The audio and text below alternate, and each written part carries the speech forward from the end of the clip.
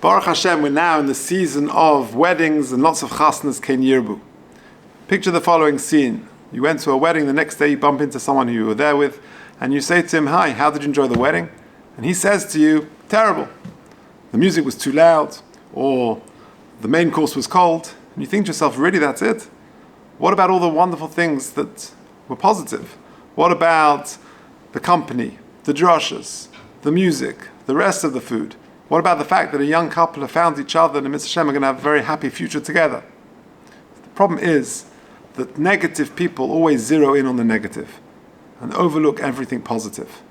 Growing up here in Golders Green, I remember a friend of mine lived on Princess Park Avenue, and nearby lived an old lady who would moan about everything.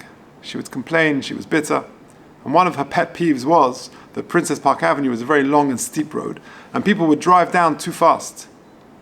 And one day my friend came in from school, and he noticed the council had sent in builders to put road bumps across the road every 10, 20 meters to slow down the traffic. And he was so excited because he would bump into this lady and meet her, and finally she'd have something positive to say. She'd been complaining about this for so long. And sure enough, a day or two later, he bumps into her and says, he was excited, he ran over to her and said, "What do you think about this, the new road bumps?" And she looked at him and said, "Terrible." He couldn't believe it. He said, "What's the problem?" And she said, "They're not high enough." Because negative people always focus on the negative and never the positive. And that really is one of the timely lessons of this week's Parsha, Parshas Balak. The Parsha begins where Balak hires Bilam and he says to him, "Es asher tzavorech mevorech ves asher ta'ar yu'ar." Whoever you bless is blessed, whoever you curse is cursed. Says the Sefarno that actually Balak was flattering Bilam, because Bilam did not have the capacity to bless. He was so negative and critical, all he could do was curse. And therefore when he said to him, "Es asher tzavorech mevorech," he was just flattering him.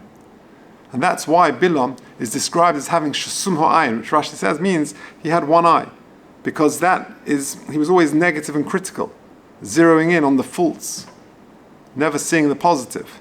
That's why he would go to a certain vantage point to see miksasom. He wouldn't see the whole picture, he would zero in on negativity. The antidote, of course, is hevidones kol ha'adam lekavschus, to see the whole picture. And I think that is a very timely and important message for parents, for mechanchim, that sometimes a good mechanach and a good parent has to be blind, has to overlook things when people or children or students fall short. But when they don't, and they do things right and well, we should praise them lavishly.